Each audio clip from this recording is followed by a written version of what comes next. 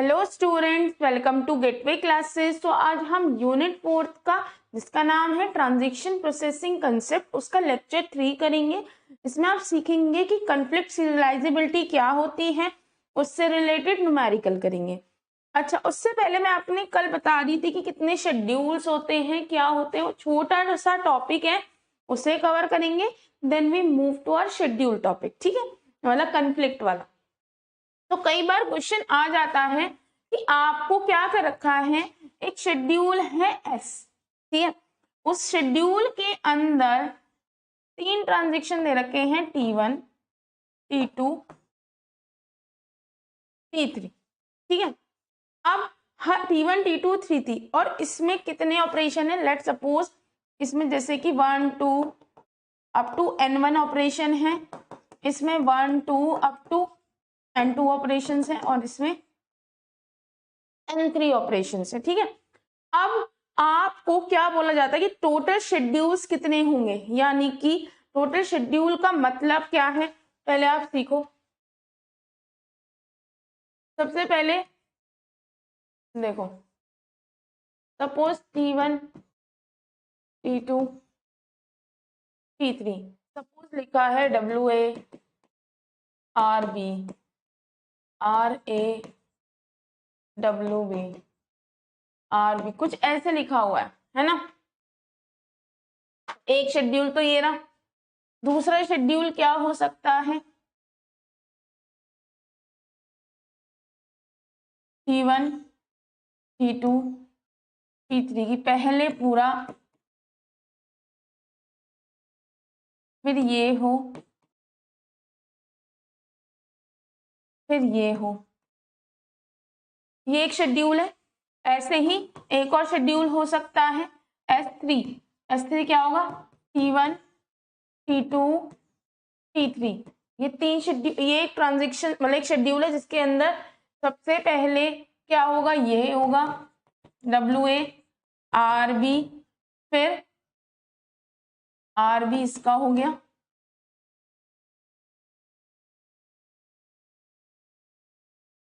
RB हो गया, RA, WB, यानी कि इस वाले केस में पहले T1 हुआ, फिर T2 परफॉर्म हुआ, फिर T3, इसमें पहले T1, फिर ये हो गया आपका T3, फिर T2, ये तो सीरियल हो गए। सीरियल मतलब पहले T1 होगा, पहले T1 होगा परफॉर्म, फिर T2 होगा परफॉर्म, फिर T3 होगा परफॉर्म। इस वाले केस में पहले T1 होगा, फिर T3 होगा, फिर T2 होगा, ऐसे ही सीरियल भी बहुत सारे बनेंगे। अब इसमें भी ऐसा हो सकता है T1, T2, T3, पहले WA हो, फिर RA हो, फिर WB हो जाए, फिर RB हो, फिर ये RB हो। तो ऐसे ही कई सारे चेंज कर करके आप बहुत सारे शेड्यूल बना सकते हैं। शेड्यूल का मतलब होता है किस तरह से मल्टीपल ट्रांजेक्शन जो इंटरलीव कर रहे होते हैं या नहीं कर रहे होते हैं वो कैसे परफॉर्म। इन केस में इंटरलीव है कि भाई पहले T1 पूरा T1 क्या, पहले WA T1 का चलेगा, RA T2 का चलेगा, RB T1 का चलेगा, ये T3 का, इस तरह से इसमें क्या है, पहले WA T1 का, फिर पूरा T2, फिर नहीं पहले RA, फिर RB, फिर WA। तो इस तरह से काफी सारे शेड्यूल्स बनते रहते हैं। सारे लिखना किसी के लिए भी पॉसिबल नहीं है, मतलब कि अगर आप जो हैं एक एक करके करके देखें तो वो पॉसिबल नहीं है कि आप एक एक बनाएं कि भाई पहले क्या आएगा, पहले WA आएगा, WB आएगा, तो ये पॉसिबल नहीं है। और चलो ये तो बहुत छोटा सा शेड्यूल है, अब इसमें 2 इधर हैं, 2 इधर हैं, 1 इधर है, तब भी आप चलो ट्राई करें तो आप बना लें। पर एक ट्रांजेक्शन के अंदर क्या 2 ही ऑपरेशंस होंगे, नहीं, मल्टीपल ऑपरेशंस हो सकते हैं, मल्टीपल सारी चीजें हो सकती हैं। तो हमें कोई फॉर्मूला निकालना पड़ेगा जिसकी मदद से आप जो है टोटल नंबर ऑफ शेड्यूल्स निकाल सके, कितने सीरियल हैं, कितने नॉन सीरियल है। सीरियल का मतलब है अगर 3 ट्रांजेक्शन है T1, T2, तो पहले T1, फिर T2, फिर T3, या पहले T1, फिर T3, फिर T2। देखो सीरियल तो एक बार आप निकालो, पहले T1, T2, T3, फिर T1, T3, T2, फिर T2, T3, T1, फिर T2, T1, T3, ऐसे ही फिर T3 के लिए आप, ये क्या मतलब, एरो का मतलब पहले T1 ट्रांजेक्शन परफॉर्म होगा, फिर T2, फिर T3, पहले इसमें T1, फिर T3, फिर T2, फिर इसमें T2, फिर T3, T4, तो ये क्या होते हैं, सारे सीरियल। तो अब हमारे पास फॉर्मूला है टोटल शेड्यूल निकालने का। आपके पास जितने भी ट्रांजेक्शन्स हैं उनमें पर्टिकुलर में कितने कितने ऑपरेशन है, पहले में n1 plus n2 plus n3 upon जितने भी ट्रांजेक्शन और अपॉन यानी प्लस जितने भी ट्रांजेक्शन है उनका फैक्टोरियल डिवाइडेड बाय हर एक ट्रांजेक्शन में जितने ऑपरेशंस हैं उनका क्या निकालो, आप जो है फैक्टोरियल निकालेंगे, मल्टीप्लाई दूसरे का फैक्टोरियल प्लस तीसरे का, और जितने भी आप निकालना चाहते, इस तरह से आपके टोटल पॉसिबल शेड्यूल निकल जाएंगे, चाहे वो सीरियल हो या नॉन सीरियल हो। अब नॉन सीरियल निकालना बहुत मुश्किल है। एक तरह से अगर आप देखा जाओ आपके पास 3 ट्रांजेक्शन है तो n फैक्टोरियल आपके शेड्यूल पॉसिबल होंगे।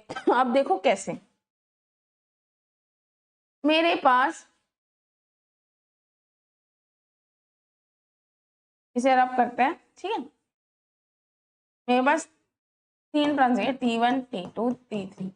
एक तो ये पॉसिबिलिटी है कि सबसे पहले T1 हो, T1 के एक बार T2 हो, T3 एक बार T3, एक बार हो सकता है T2 पॉसिबिलिटी हो, एक बार T3 से स्टार्ट हो, फिर इसके बाद T2 हो, फिर T1 हो, फिर T1 हो, T2 हो। तो अगर ये निकालू 3 का फैक्टोरियल कितना होता है, 3 मल्टीप्लाई 2 6। तो यानी कि हम सीरियल शेड्यूल आसानी से निकाल, सीरियल का मतलब है एक शेड्यूल के अंदर जितने भी ट्रांजेक्शन्स हैं पहले कौन सा परफॉर्म होगा, इसके अंदर पहले T1 फिर T2 फिर T3, इसके अंदर T1 T3 T2, इसके अंदर T2 T3 T4, इसके अंदर T2 T1 T3, ठीक है। लेकिन नॉन सीरियल निकालना आसान नहीं है। नॉन सीरियल का मतलब है ट्रांजेक्शन जो है उनके अंदर जो ऑपरेशन है उनके बेसिस पे डिसाइड होता है, और ये कर पाना इतना पॉसिबल नहीं होता। तो हम क्या करते हैं, टोटल पॉसिबल शेड्यूल निकाल लेते हैं और सीरियल शेड्यूल निकालते हैं। अगर टोटल में से आप जो है सीरियल माइनस कर देंगे तो total number of non serial schedules हमारे निकल के आ जाएंगे, ठीक है। चलो इसी को क्वेश्चन को हम करते हैं क्वेश्चन। अब आपको क्या बोला है, आपको एक शेड्यूल दे रखा है जिसके अंदर 3 ट्रांजेक्शन, सपोज मैं मान लेती हूँ T1 T2 T3, हर ट्रांजेक्शन के अंदर ऑपरेशंस, ऑपरेशन का मतलब होता है जैसे कि WA RA WB, मेनली हम इन्हीं ऑपरेशंस पे वर्क कर रहे होते हैं, है ना। उसके अंदर कितने ट्रांजेक्शन्स हैं, 2, इसके अंदर 3, इसके अंदर 4, यही है। तो टोटल नंबर ऑफ शेड्यूल कितने हैं पॉसिबल, ये क्या है, ऑपरेशंस, है ना।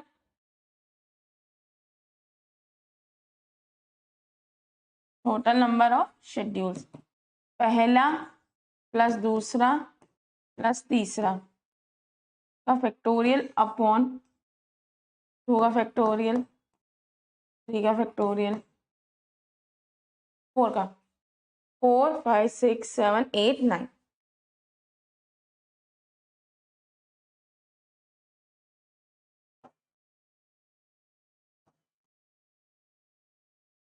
अब इसी से तोड़ सकते हैं, देखो 9 मल्टीप्लाई 8 मल्टीप्लाई 7 मल्टीप्लाई 6 मल्टीप्लाई 5,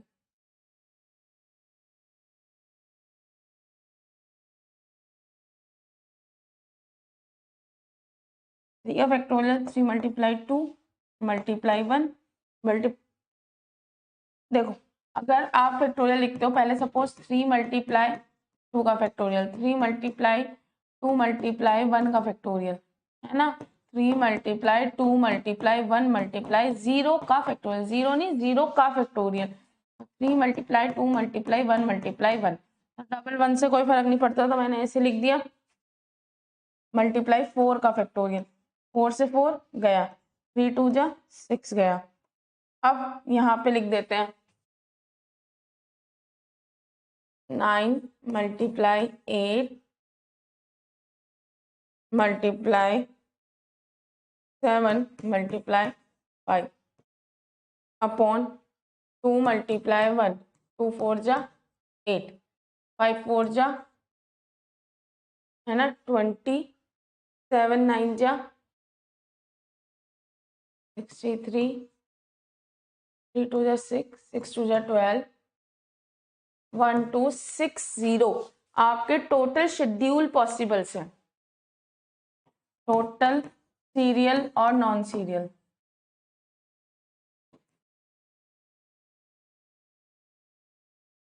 है ना, दोनों पॉसिबल है, सीरियल नॉन सीरियल।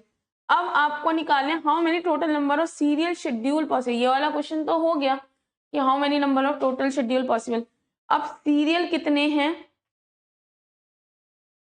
सीरियल का होता है कितने एक शेड्यूल के अंदर ट्रांजेक्शन्स अवेलेबल हैं। देखो, number of different way of arranging and transactions, जितने ट्रांजेक्शन्स हैं उनका फैक्टोरियल निकाल दो।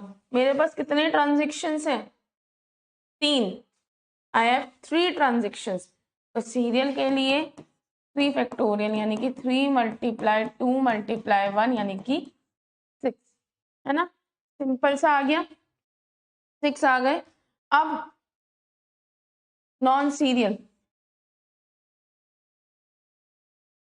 नॉन सीरियल का है टोटल माइनस सीरियल,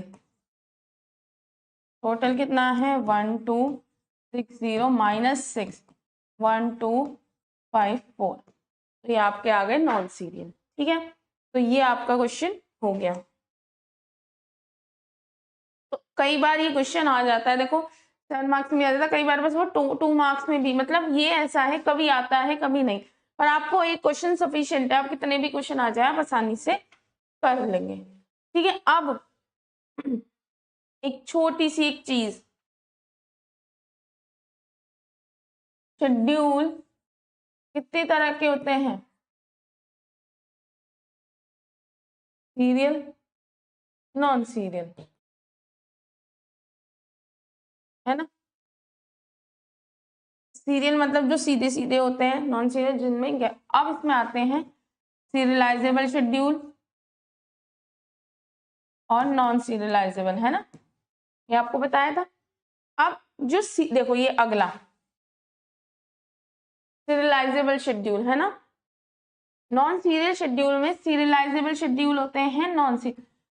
अब सीरियल शेड्यूल तो वो होते हैं जिसमें अगर एक शेड्यूल है उसमें 3 ट्रांजेक्शन्स हैं, तो या तो पहले T1 होगा पूरा, फिर T2 होगा, फिर T3 होगा, या पहले T2 होगा फिर T1 होगा। यानी कि सीरियल का मतलब एक शेड्यूल के अंदर जितने भी ट्रांजेक्शन्स हैं उनमें इंटरलीविंग नहीं होगी। नॉन सीरियल क्या होते हैं, जिनमें इंटरलीविंग होती है, ये आपको बताया था। अब इसमें होते हैं सीरियलाइजेबल, नॉन सीरियल। सीरियलाइजेबल वो शेड्यूल होते हैं जो होते तो नॉन सीरियल है बट वो कोई प्रॉब्लम क्रिएट नहीं करते, उन्हें आप सीरियल में कन्वर्ट कर सकते हो, वो कन्फ्लिक्ट क्रिएट नहीं कर रहे होते, यानी कि वो रिकवरेबल होते हैं, वो कंसिस्टेंट होते हैं, वो स्ट्रिक्ट होते हैं, वो कास्केटलेस होते हैं। लेकिन नॉन सीरियलाइजेबल शेड्यूल्स कौन से होते हैं, वो शेड्यूल्स होते हैं जो नॉन सीरियल तो है ही, यानी कि suppose T1 T2 T3 3 transactions दे रखे हैं, तो देखो ये अभी मत कहना है क्या गलत है कैसे, अभी मैं ये नहीं समझा रही हूँ, या ऐसे लिख देती हूँ, चलो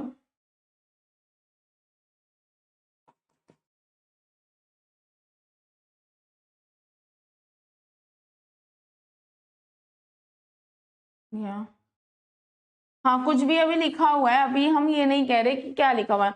अब ये जो है नॉन सीरियल शेड्यूल, पहले टी, अब यहाँ पे सपोज डब्ल्यू भी आ रहा हो, यहाँ पे डब्ल्यू कुछ ऐसे आ रहा है, तो यानी कि सीरियल शेड्यूल तो नहीं है, पहले ये परफॉर्म होगा फिर ये इंटरलीविंग है कहीं ना कहीं। ठीक है, तो नॉन सीरियल है, यानी कि जिसमें एक पहले एक ट्रांजेक्शन हो फिर दूसरा हो तीसरा हो, तो सीरियल कहलाता है।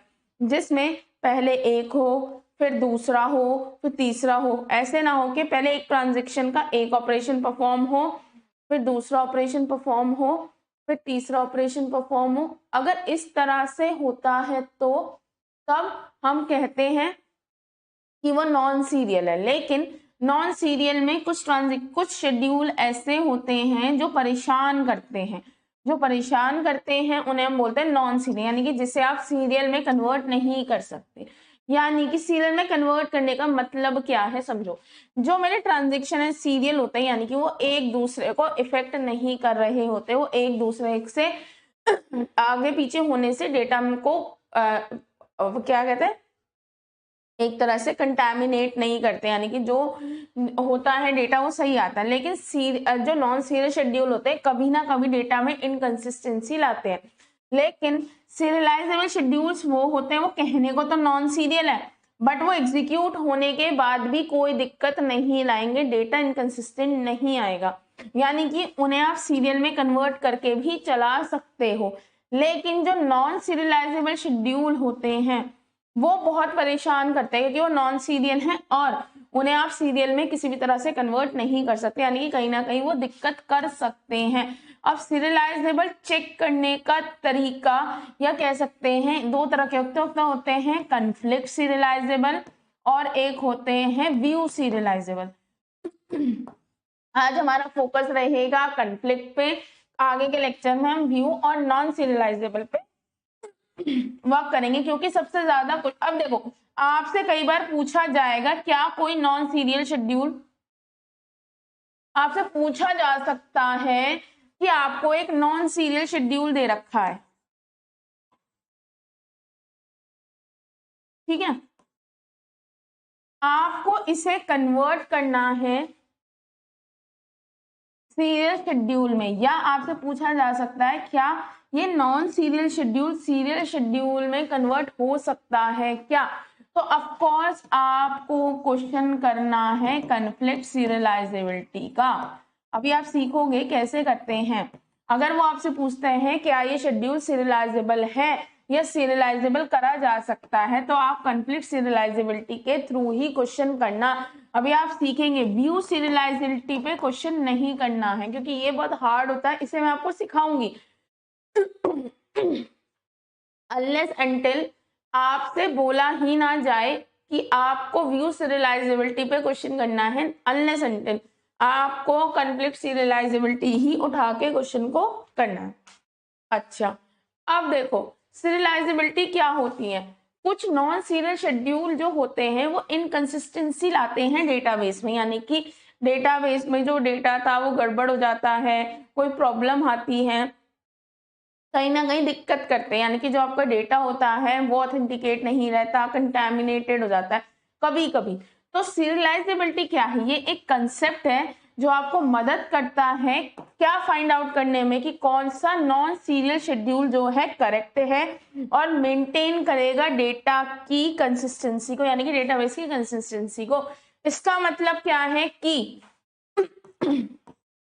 इवन दो आपका जो शेड्यूल है, ये शेड्यूल है S1, इसके अंदर 3 ट्रांजेक्शन परफॉर्म होंगे, इवन दो ये आपका जो शेड्यूल है वो क्या है, नॉन सीरियल है, लेकिन ये आपको परेशानी नहीं करेगा। इवन ये नॉन सीरियल वे में शेड्यूल होगा, यानी कि पहले ये चलेगा ये चलेगा ये चलेगा, बट इसको एग्जीक्यूट करने से शेड्यूल को कोई भी इनकंसिस्टेंसी नहीं आएगी। और ये कैसे पता चलता है, चेक करके दो तरीके से, या तो कन्फ्लिक्ट सीरियलाइजेबिलिटी या व्यू सीरियलाइजेबिलिटी। अगर इन टेस्ट को ये पास कर लेता है वो पर्टिकुलर शेड्यूल, तो ये कह सकते हैं हाँ इवन दो ये शेड्यूल नॉन सीरियलाइजेबल है बट ये कोई प्रॉब्लम क्रिएट नहीं करेगा, ये डेटाबेस में इनकंसिस्टेंसी नहीं लाएगा, डेटाबेस का डेटा जो है कंटैमिनेटेड नहीं होगा। अब सीरियलाइजेबल शेड्यूल क्या होता है, देखो सीरियलाइजेबल शेड्यूल होते तो नॉन सीरियल शेड्यूल ही है, बट आप उन्हें आसानी से सीरियल शेड्यूल में कन्वर्ट कर सकते हैं, या अगर वो वैसे ही एग्जीक्यूट भी होते हैं, यानी कि एक शेड्यूल के अंदर 3 ट्रांजेक्शन है वो उनमें इंटरलीविंग हो रही है, इवन दो वो ऐसे ही एग्जीक्यूट होते हैं, वो डेटाबेस में कोई प्रॉब्लम क्रिएट नहीं करेंगे। अगर किसी भी नॉन सीरियल शेड्यूल जिसमें कि n ट्रांजेक्शन है वो इक्विवेलेंट है किसी भी सीरियल शेड्यूल के, किसी भी का मतलब वो ही ये कहने को घुमाने के लिए बोला जाता है कि आपके पास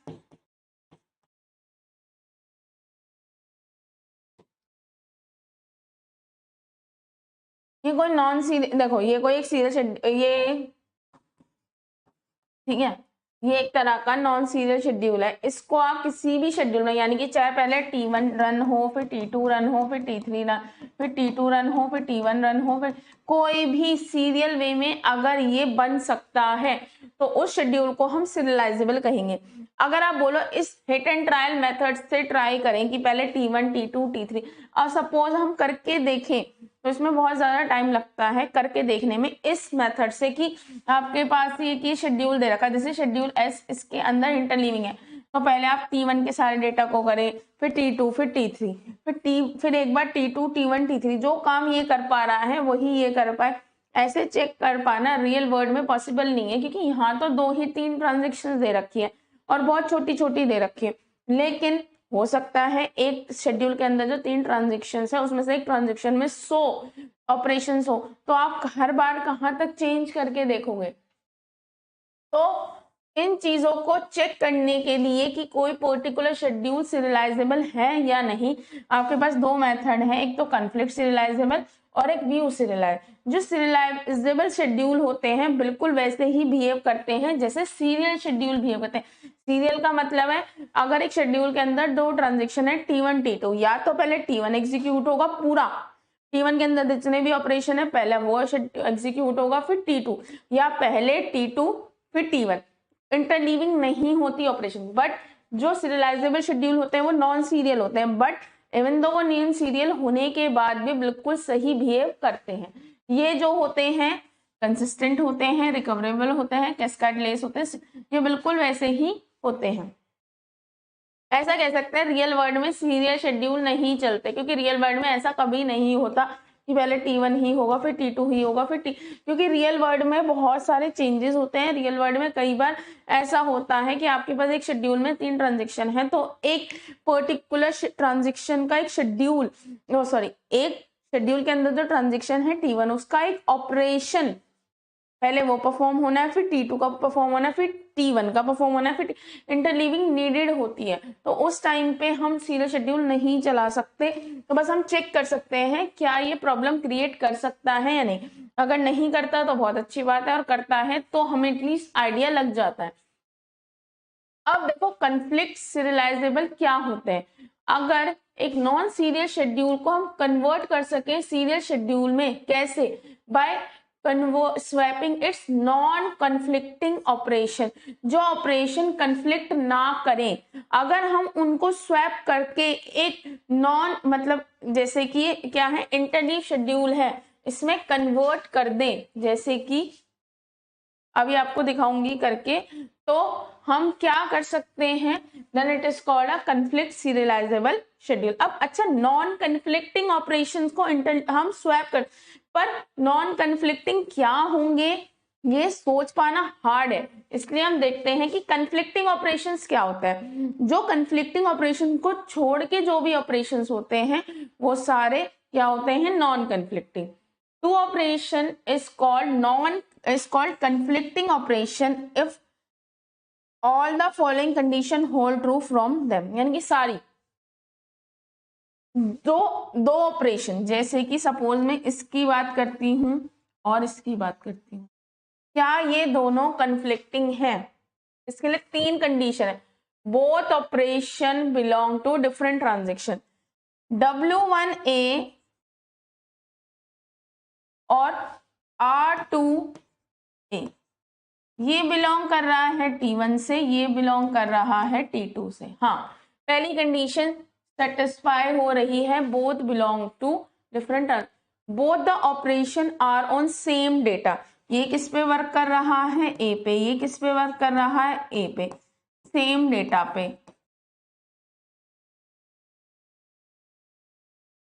एटलीस्ट ये दो ऑपरेशन है, एक ऑपरेशन T1 से उठा है, एक ऑपरेशन T2 से उठा है। At least one of the 2 operation is a right operation, इन दोनों में से कोई एक राइट है। हाँ, one is right operation. Right operation कौन सा है, W1A। So W1A and R2A is conflicting. ठीक है, अब देखो ये कन्फ्लिक्टिंग है। अच्छा, ये चीज समझ आ गई, यानी कि अब इसे रब कर दूं, है ना, आप एक बार नोट डाउन कर लीजिएगा। इसे मैं रब कर देती हूँ, यानी कि सीधा लिख देती हूँ, W1A and R2A are conflicting। अच्छा, अब देखो हमेशा ऊपर से नीचे की साइड, यानी कि इससे यहां नहीं आएगा। अब क्या, पहले सबसे ऊपर चलते हैं, क्या ये और ये कन्फ्लिक्टिंग है?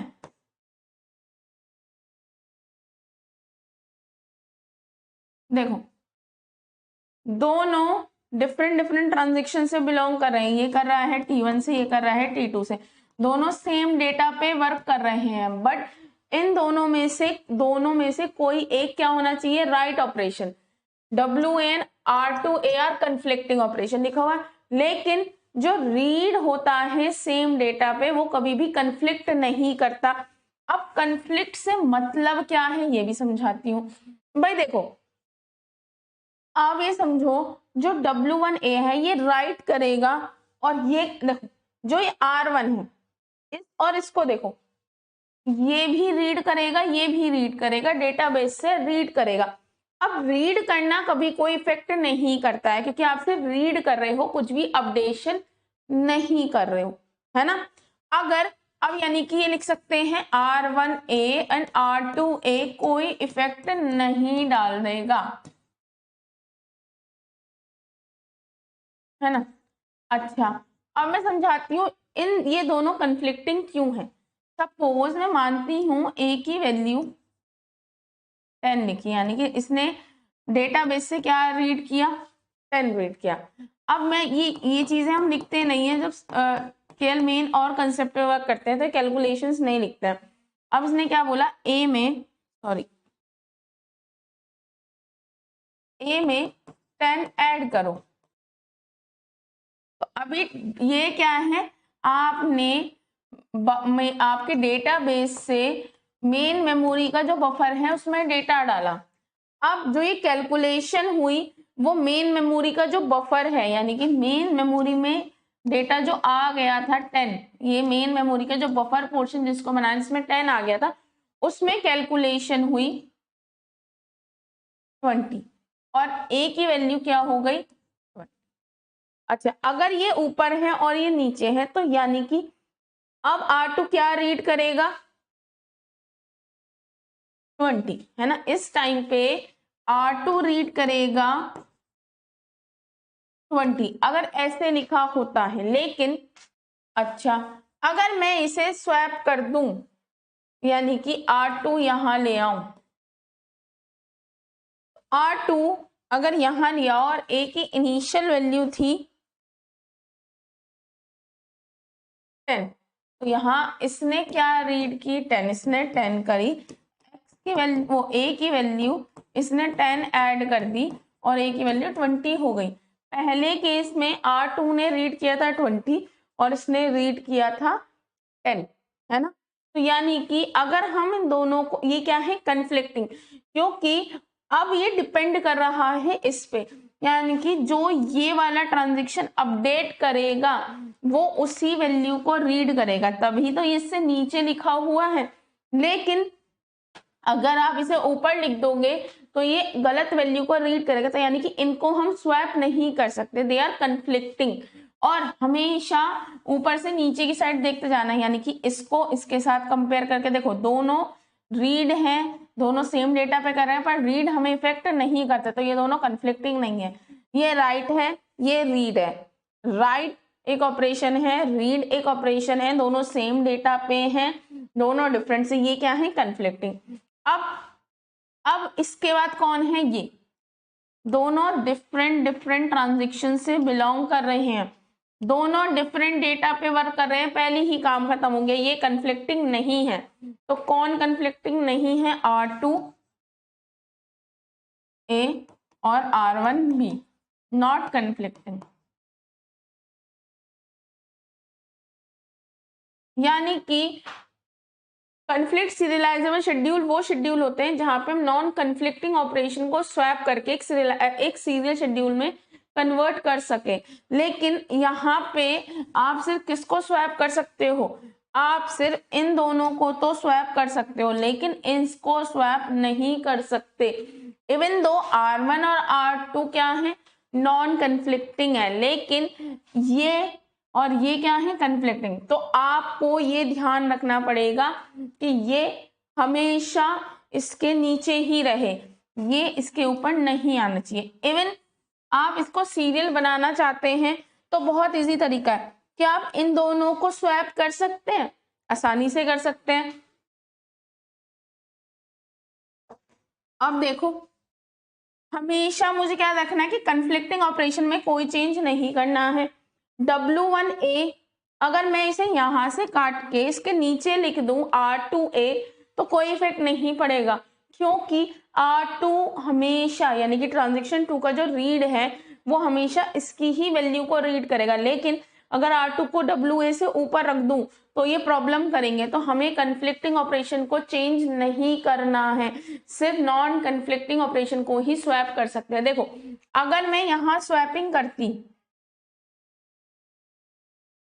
है ना, यानी कि ये यहाँ पे आ जाता, तो R2 क्या रीड करता है, A की वैल्यू 10 रीड कर रहा होता, जबकि A की वैल्यू चेंज होने के बाद यानी कि ट्रांजेक्शन 1 ने कुछ भी कैलकुलेशन करके A की वैल्यू में क्या करा है, चेंज, और वो जो चेंज हो गया है उसके बाद जो वैल्यू मिली है उस वैल्यू को रीड करेगा ये R2। तो अगर मैं ऊपर लिख देती हूँ W1A से तो कहीं ना कहीं मैं इनकंसिस्टेंसी क्रिएट कर रही हूँ। लेकिन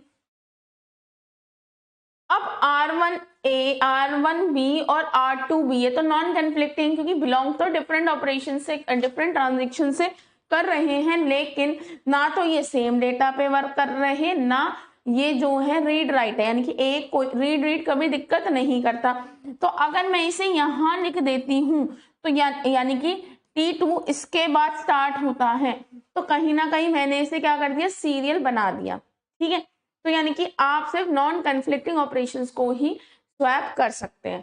ठीक है, अब देखो, आपको कभी भी लिखने के लिए नहीं आता है कि आप कन्वर्ट कर सकते हो या नहीं, ये तो पूछा जाता है, पर कैसे कन्वर्ट करें ये नहीं पूछा जाता। मतलब ये मैं आपको एक क्वेश्चन एग्जाम्पल के तौर पे करके दिखा रही हूँ, लेकिन कभी नहीं आएगा कि एक नॉन सीरियल शेड्यूल दे रखा है उसे आप सीरियल में कन्वर्ट करके, वो आपसे पूछेगा एक नॉन सीरियल शेड्यूल दे रखा है, क्या पॉसिबल है उसे नॉन सीरियल में कन्वर्ट करना, सीरियल में कन्वर्ट करना, मतलब क्या वो कन्फ्लिक्ट सीरियलाइजेबल है या नहीं। पहला वो क्वेश्चन पूछ सकता है कि क्या if your non serial schedule is converted into serial, मतलब यस और नो में पूछेगा, उसको आप सीखोगे आगे कैसे। या फिर वो आपसे पूछेगा क्या वो कन्फ्लिक्ट सीरियलाइजेबल है या नहीं। कन्वर्ट करने को नहीं बोलेगा, क्योंकि कन्वर्ट करना उसे भी पता है आसान नहीं होता, ये तो बहुत छोटे से ऑपरेशन दे रहे हैं, तो ये हम आसानी से कर लेंगे। ठीक है, तो चलो, क्या हम इसे कन्वर्ट, ये मेरे पास एक नॉन सीरियल शेड्यूल दे रखा है, क्या मैं इसे कन्वर्ट कर सकती हूँ एक सीरियल शेड्यूल में, इज इट पॉसिबल। तो अच्छा, सबसे पहले मैं चेक करती हूँ इसका और इसको, भाई इसको इसके साथ, इस सबके साथ चेक करना है। RA और RA सेम डेटा पे वर्क कर रहे हैं, डिफरेंट ट्रांजेक्शन से बिलोंग कर रहे हैं, पर दोनों क्या हैं, रीड ऑपरेशंस है, तो ये दोनों कन्फ्लिक्टिंग नहीं है। ठीक है, अब इसको इसके साथ, ये दोनों क्या हैं, कन्फ्लिक्टिंग है ना, ये दोनों क्या है, कन्फ्लिक्टिंग है, यानी कि आप इन दोनों को, आप देखो सुनो, आप इसको और इसको स्वैप कर सकते हो, ठीक है, बट आप इसको इसके साथ स्वैपिंग नहीं कर सकते, यानी कि ये हमेशा नीचे ही आएगा, क्योंकि ये एक रीड ऑपरेशन है, ये राइट ऑपरेशन है, यानी कि आप इसे ऊपर नहीं ले जा सकते किसी भी हाल में। क्यों नहीं ले जा सकते, पहली बात तो ये दोनों क्या है, कन्फ्लिक्टिंग ऑपरेशंस आ गए, यानी कि अगर मैं इसे यहाँ पे R1 R2 लिखूं, ठीक है, ये मान लो T1 का R1 समझ लेना, इससे R1A W2A, ये क्या है, कन्फ्लिक्ट आ गए। अब इसका मतलब क्या है, आप इसे ऊपर नहीं ले जा सकते, किसको, WA को, ये तो कंफर्म हो गया।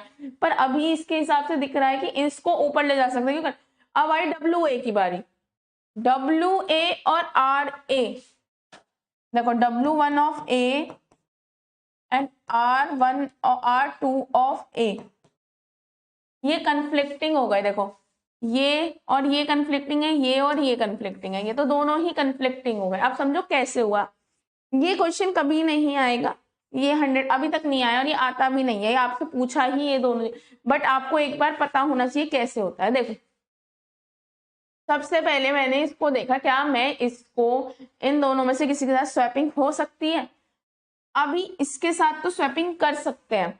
अब R1 WA के साथ देखते हैं, RA WA, इसके साथ दोनों सेम ट्रांजेक्शन से नहीं बिलोंग करके डिफरेंट से कर रहे हैं, सेम डेटा पे कर रहे हैं रीड, ये तो हो ही नहीं सकता इसके साथ। अब इसके साथ देखें, R दोनों डिफरेंट ट्रांजेक्शन से बिलोंग कर रहे हैं, दोनों रीड एंड डिफरेंट ऑपरेशन पे इसकी स्वैपिंग कर सकते हैं अभी तक हम। RA की WB, ये क्या है, रीड ऑपरेशन, ये है राइट, लेकिन दोनों डिफरेंट डेटा पे वर्क कर रहे हैं, तो ये भी कंफ्लिक्ट नहीं कर रहा इसको, तो इसके साथ आप इन तीनों को स्वैप कर सकते हैं, लेकिन हमें सबको देखना होता है किनको स्वैप के। अब WA रीड A, ये दोनों डिफरेंट ऑपरेशन से बिलोंग कर रहे हैं, सेम डेटा पे वर्क कर रहे हैं, एक रीड है एक राइट, तो ये तो कन्फ्लिक्टिंग है, इसे आप स्वैप नहीं कर सकते। इस दोनों के कंटेक्स्ट पे बात कर रहे हैं, है ना।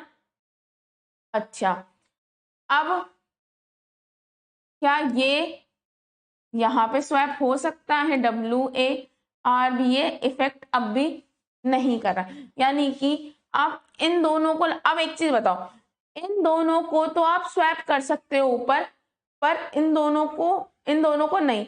बट एक चीज बताओ, क्या जब ये लिखा हुआ है कि पहले ये दोनों परफॉर्म होंगे फिर ये नीचे, तभी तो मतलब है कि पहले इस ट्रांजेक्शन की ये दो ऑपरेशन परफॉर्म होंगे फिर ये दो, तो ये तो इसके ऊपर आ ही नहीं सकते, है ना।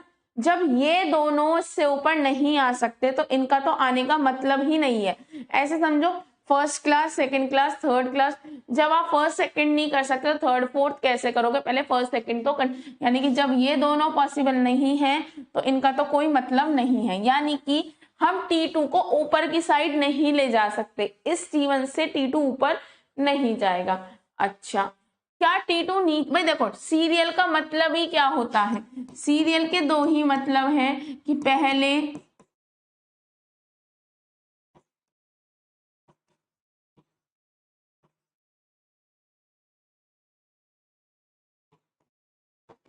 पहले T1 परफॉर्म हो जाए, या फिर उसके बाद क्या हो T2, या फिर दूसरा क्या होता है सीरियल का मतलब, सीरियल का मतलब होता है कि पहले T2 परफॉर्म हो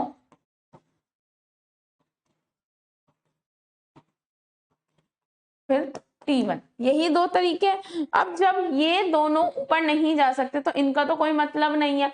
अब हमें क्या कंफर्म, देखो अगर ये दोनों थे तो यहाँ तक ठीक था, पर ये और ये जो है इसको भी रॉन्ग कर रहा है, इसको भी, क्योंकि ये दोनों भाई राइट राइट है, राइट रीड है, तो आप चेंज नहीं कर सकते किसी भी हाल में, यानी कि T2 T1 से ऊपर नहीं जा सकता। अब हमें देखना है T2 क्या नीचे आ सकता है इससे, तो यानी कि ये दोनों को नीचे लाना है। अब इन दोनों को नीचे लाने के लिए आपको देखना है क्या ये दोनों इफेक्ट कर रहे हैं, दोनों डिफरेंट ऑपरेशन से हैं, दोनों रीड है, तो ये तो ओके है।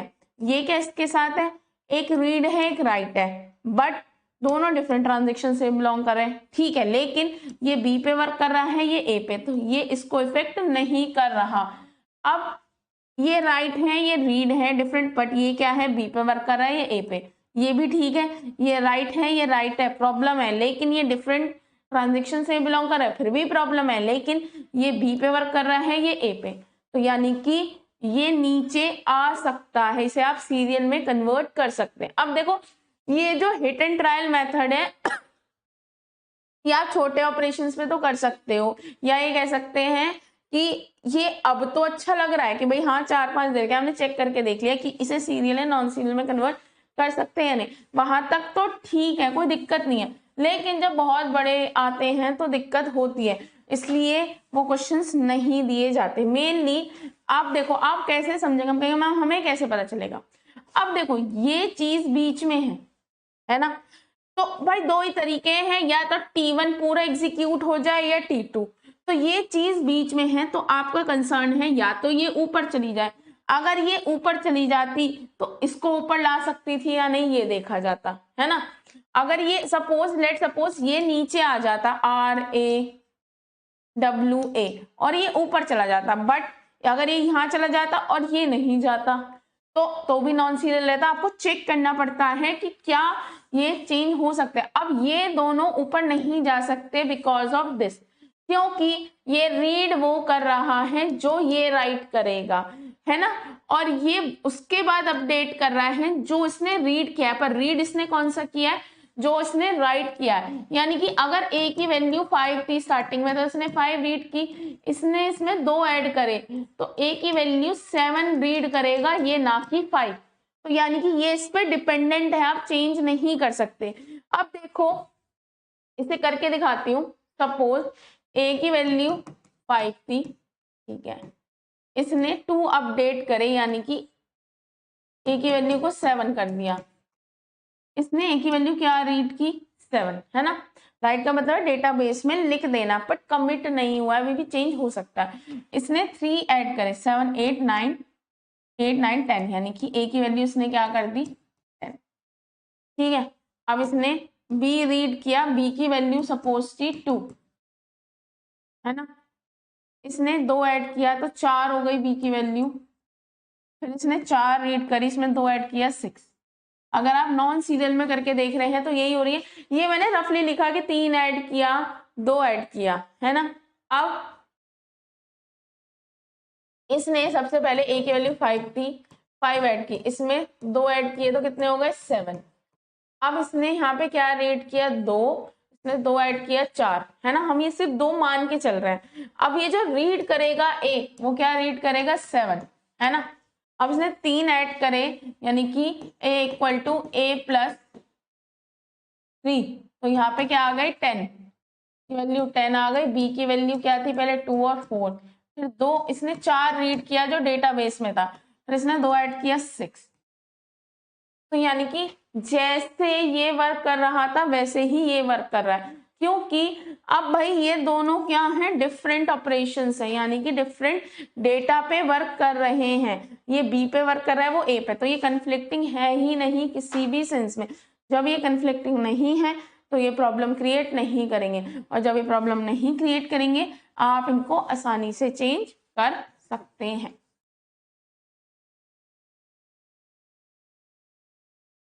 ठीक है,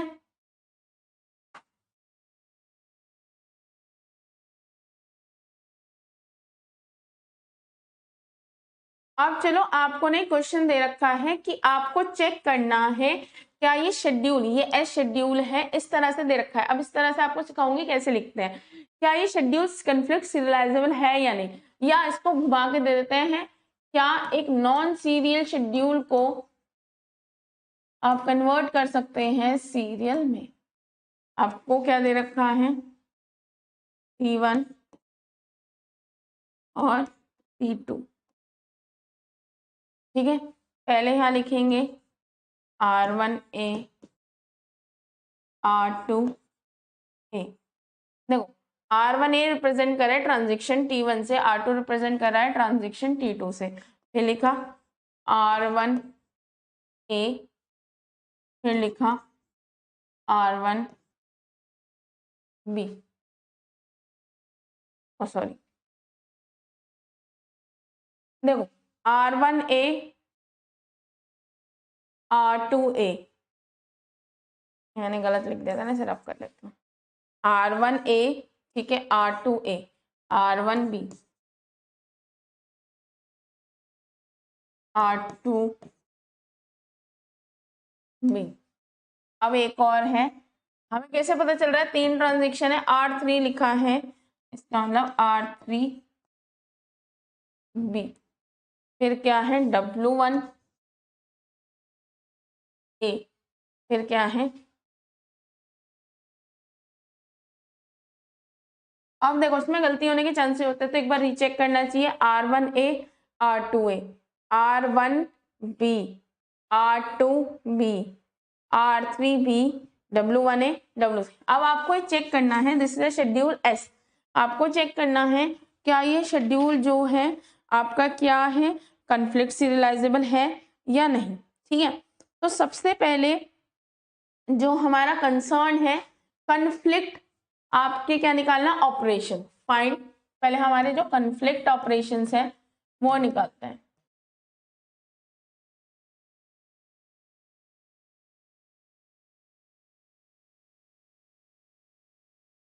अब देखो R1, R1 को यहाँ पे R1A है तो कोई राइट A मिल रहा है डिफरेंट उसमें नहीं। देखो आपको चेक कैसे करना है, अगर R1 है तो T2 T3 में राइट का होना चाहिए, नहीं है। अब R2A और ये देखो R2, एक एक को चेक करोगे, पहले मैंने इसको चेक करना है कि कॉन्फ्लिक्ट है या नहीं। अगर ये राइट है तो देखो रीड है, तो देखो राइट है कहीं यहाँ पे A पे, नहीं है, राइट है कहीं A पे। अब R2A लिखा मैंने, क्या R2A के लिए क्या कोई राइट ऑपरेशन है इन दोनों में, हाँ है।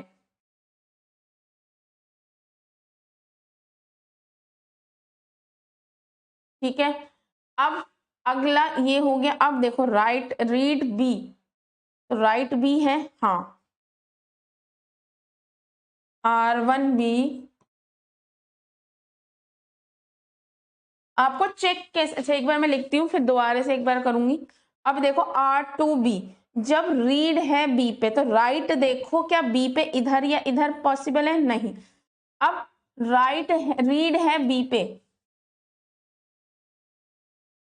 जब रीड है बी पे तो देखो क्या इसमें और इसमें मिल जाएगा।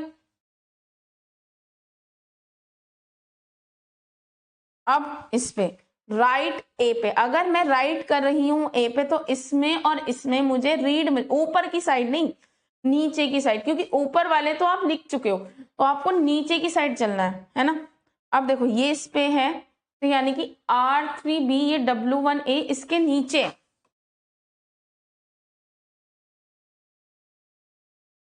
ना, ये इसके नीचे है। तो अब बस यहां देखना है, नहीं W2 के लिए कोई नहीं है। ये तीन कंफ्लिक्टिंग ऑपरेशन अब कैसे हुए एक बार समझो। रीड ए, अगर मैं रीड है ट्रांजेक्शन 1 में ए पे रीड हो रहा है तो देखो क्या राइट मिल रहा है, राइट मिल रहा है, नहीं। अब देखो रीड रीड कभी दिक्कत करेगा ही नहीं। अगर आपको रीड मिल जाता है ए पे तो आपका कंसर्न है दूसरे ट्रांजेक्शन में राइट देख लो, और अगर राइट मिलता है तो आपको क्या देखना है, क्या रीड अवेलेबल है किसी और में और क्या राइट अवेलेबल है, क्योंकि राइट के साथ रीड भी प्रॉब्लम क्रिएट करेगा और राइट भी। तो सिंपल सा है, अगर रीड दिखता है तो बाकी इससे नीचे नीचे, अगर हम इस पे हैं तो इससे नीचे नीचे देखो क्या मुझे राइट मिल रहा है, हाँ मिल रहा है राइट, पर ए पे ही है, नहीं। चलो अब देखो रीड रीड का भी डिफेक्ट, अब ये रीड मिला तो यहाँ इसको छोड़ के इसके नीचे देखो क्या यहाँ पे राइट है, मिला ए पे राइट है और डिफरेंट तो इसे लिख दिया। अब मैं इस पे आई रीड बी, क्या रीड बी पे मुझे कहीं राइट मिल रहा है, यहाँ नहीं है, यहाँ नहीं है, इस पे मिल गया। ठीक है, अब मैं आई इस पे, भाई ये मुझे बी पे रीड है। अब देखो इसके नीचे सेम ट्रांजेक्शन में डिफरेंट, ना यहाँ है ना यहाँ है। फिर मैं इस पे आई तो मुझे ये मिल रहा है। अच्छा अब मैंने सारे कन्फ्लिक्टिंग ऑपरेशन निकाल लिए, यानी कि क्या हो रहा है, T2 ट्रांजेक्शन से T1 पे जा रहे हैं, T1 से T2 पे जा रहे हैं, T3 से T2 पे जा रहे हैं। फिर हम एक ग्राफ बनाएंगे जो हर एक ट्रांजेक्शन को रिप्रेजेंट कर रहा होगा। T2 से आप किस पे जा रहे हैं, T1 पे। T1 से आप किस पे जा रहे हैं, आप T2 पे। और T3 से आप किस पे जा रहे हैं, T2 पे। क्या कहीं साइकिल मिल बन रही है, T2 से T1 पे, T1 से T2 पे साइकिल फॉर्म,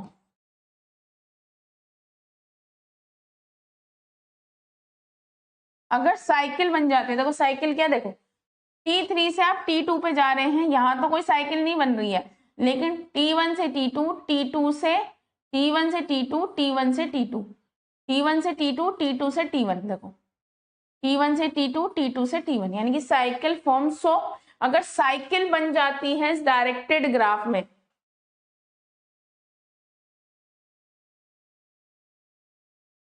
आप कहेंगे ग्राफ कैसे बनाएं, सिंपल, जितने ट्रांजेक्शन्स है उनको लिख दो। देखो ये R2 है, यानी कि ट्रांजेक्शन 2 से ट्रांजेक्शन 1, R1 है ट्रांजेक्शन 1 से ट्रांजेक्शन 2, ट्रांजेक्शन 3 से ट्रांजेक्शन 3। अगर डायरेक्टेड ग्राफ में साइकिल फॉर्म होती है तो इट इज नॉट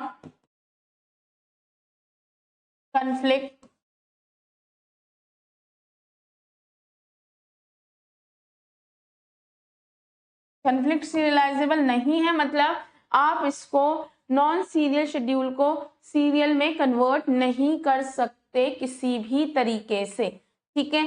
तो ये इशू आपका ये है। अब आपका अगला क्वेश्चन करते हैं, ठीक है। देखो मैं आपके ना कुछ क्वेश्चन आज कराऊंगी, कुछ कल, सो दैट आपको प्रॉब्लम ना आए। अच्छा, अब यहाँ पे हम कन्फ्लिक्ट ऑपरेशंस यही लिख लेते हैं,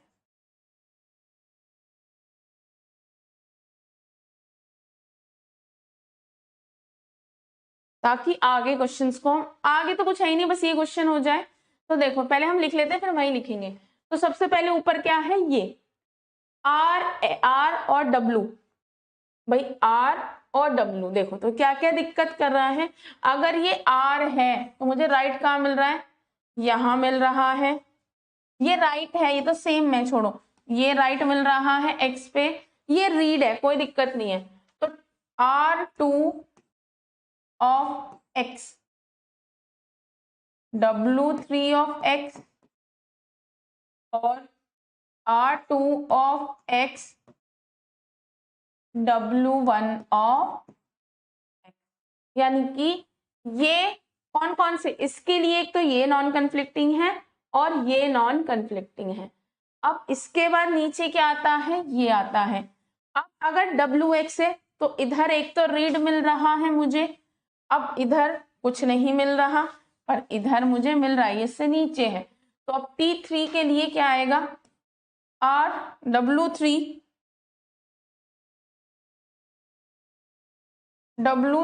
ऑफ एक्स, दो बार लिखो। W3 ऑफ एक्स को परेशान कौन करेगा, W1 ऑफ एक्स, और कौन परेशान करेगा, ठीक है, ये निकल गया। अब अगला है ये, भाई ऊपर की साइड नहीं, ये दोनों परेशान नहीं करेंगे, लेकिन ये परेशान करेगा, यानी कि W1 ऑफ एक्स को कौन परेशान करेगा, R1 ऑफ एक्स, है ना। अब इसके बाद आता है ये यहाँ तो कुछ बचा ही नहीं, ये क्या है, रीड, राइट ऑपरेशन है, रीड ऑपरेशन है, परेशान ये करेगा, यानी कि W2 ऑफ एक्स को परेशान करेगा R1 ऑफ R1 यानी R4,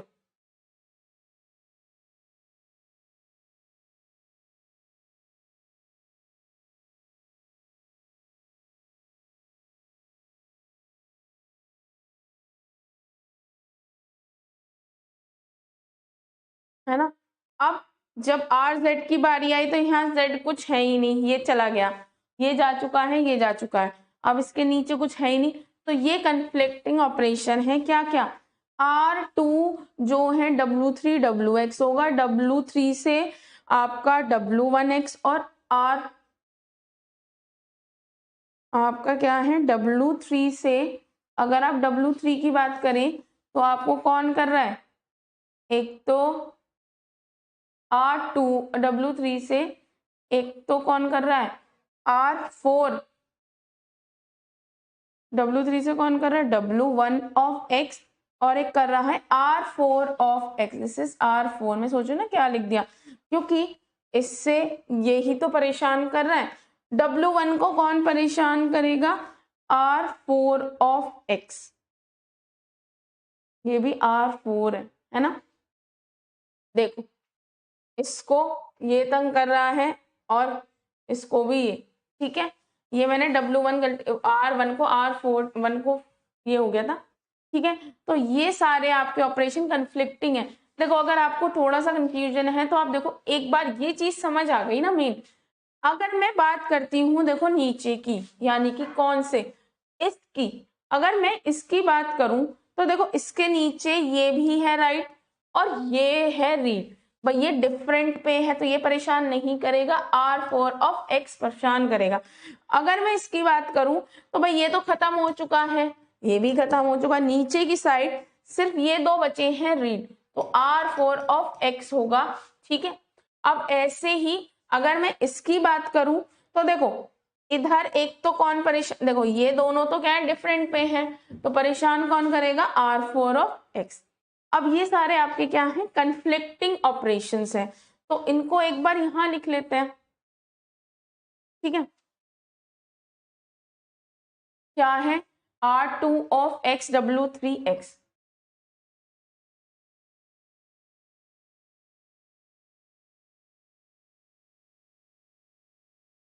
R2 of X W1X,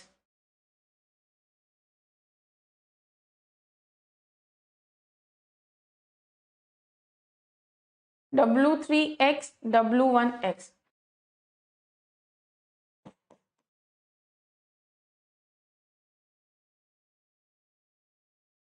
W3X R4X,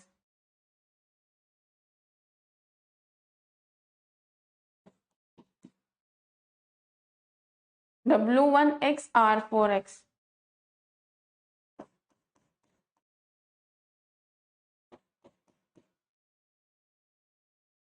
W2X R4X,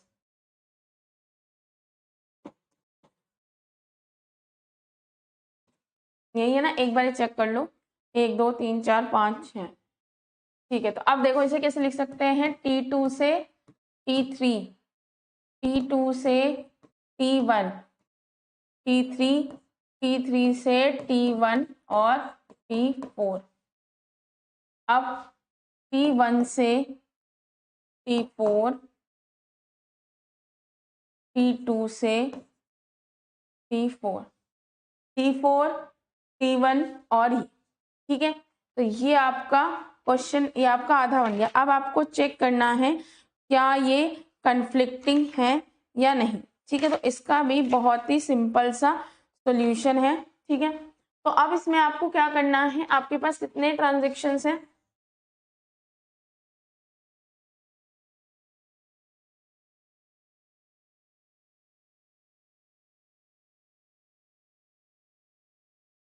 है ना, ये लिख दिया आपने।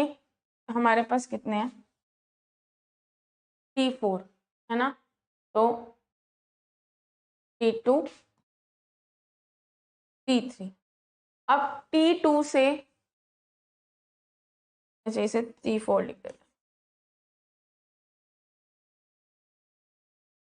हैं, T2 से T3, T2 से T1, T3 से T1, T3 से T4, T1 से T4, T2 से T4। अब आपको अगर देखा जाए तो आपको ऐसा लग रहा है साइकिल बन रही है, पर साइकिल किसे कहते हैं, इसको साइकिल कहते हैं। सपोज आप ऐसे घूम के दोबारा से इस पे ही आ जाए। अच्छा अगर मैं T1 से स्टार्ट करती हूँ, T1 से T4 पे गई, अगर मैं T4 पे पहुंच जाती हूँ, वापस T1 पे आने का कोई रास्ता नहीं है।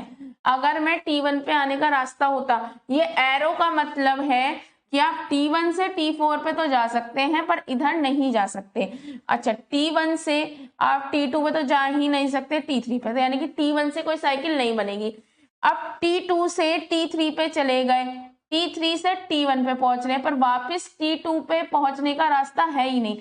या T1 से T2 पे चले गए, फिर T4 पे चले गए, बट T4 से T2 तक कैसे पहुंचूं, जब तक साइकिल नहीं बनती। यानी कि देखो अगर मैंने यहां से स्टार्ट किया है और मैं वापस यहीं पे पहुंच जाऊं, है ना, तो वाकई में ही साइकिल बन रही है, कोई साइकिल बन ही नहीं है यहाँ पे। अच्छा, अब अगर मैं बात करूं T3 की, देखो T1 T2 तो हो गया, T3 से T1 पे, पर अब मैं वापस कैसे आऊं, नहीं T3 से T4 पे मैं वापस कैसे आऊं, नहीं। अब अगर T4 की बात करें, T4 पे तो कोई इनकमिंग एज है ही नहीं, तो ये क्या है, no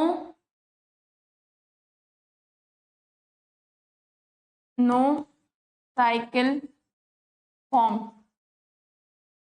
so it is an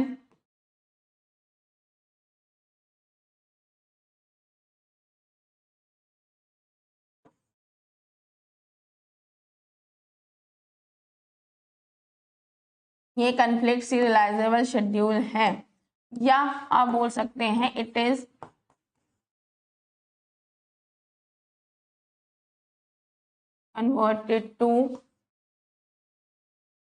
converted to serial schedule. आप इसे सीरियल शेड्यूल में आसानी से कन्वर्ट कर सकते हैं बिना, क्योंकि अब आप कहेंगे हम साइकिल दिख रही है, देखो ये चीज कंफ्यूज इसलिए मैंने एक चीज करके दिखाई, ये एरो पे डिपेंड करता है, T1 से T2 से T1 की तरफ एरो जा रही है, इसका मतलब है कि भाई आप जो है T2 से T1 पे जा सकते हैं, दिस एरो रिप्रेजेंट दिस, आप T2 से T1 की तरफ जा सकते हैं।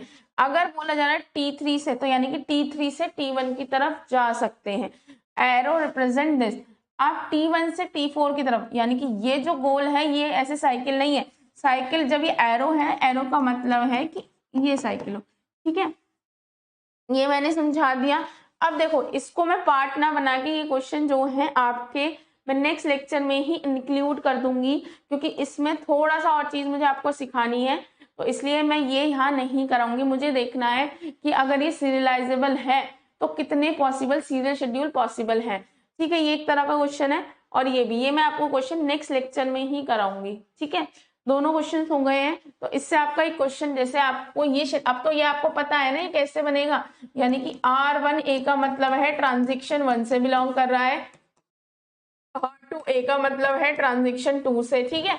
आपको चेक करना है क्या कोई शेड्यूल जो है सीरियलाइजेबल शेड्यूल है, यानी check whether a given schedule equivalent to serial schedule. Serial schedule का मतलब है आपको चेक करना है क्या वो कॉन्फ्लिक्ट सीरियलाइजेबल है।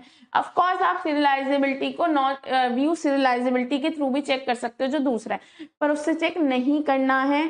उसका रीजन सिंपल सा है कि वो जो है डिफिकल्ट पोर्शन होता है, उसके मैं क्वेश्चन कराऊंगी, अनलेस अनटिल आपको लिख के ही ना दे दे कि व्यू सीरियलाइजेबिलिटी से करना है, don't go. Conflict serialisable easy है, आपको कन्फ्लिक्टिंग ऑपरेशन निकालने हैं, उनका डायरेक्टेड ग्राफ बनाना है। कन्फ्लिक्टिंग का मतलब आपको पता ही है कि या अगर रीड ढूंढ रहे हैं तो किसी और उसमें या तो राइट मिल जाए या बस राइट मिल जाए, और अगर आप किसी एक पर्टिकुलर ट्रांजेक्शन में राइट के लिए देख रहे हैं तो किसी और ट्रांजेक्शन में नीचे की साइड, ऊपर की साइड नहीं नीचे, क्योंकि ऊपर क्या आप करके आ गए हो, या तो रीड मिल जाए या राइट मिल जाए, यही दो चीजें हैं, ठीक है। तो अब जो है आपका एक ये इंपॉर्टेंट है, ये 7 मार्क्स में आता है, इसके मैं आपको दो कुछ AKTU के क्वेश्चंस भी कराऊंगी जो आते हैं रिपीटेडली, आपको 7 मार्क्स दिला देंगे, और बहुत ईजी है, इसमें कोई फैकल्टी नहीं काट सकता नंबर, ठीक है। थैंक यू, ठीक है। नेक्स्ट लेक्चर में हम कॉन्फ्लिक्ट सीरियलाइजेबिलिटी के जो दो इंपॉर्टेंट क्वेश्चन है वो करेंगे, और AKTU का मैं आपको क्वेश्चन एक कराऊंगी, ठीक है। Thank you.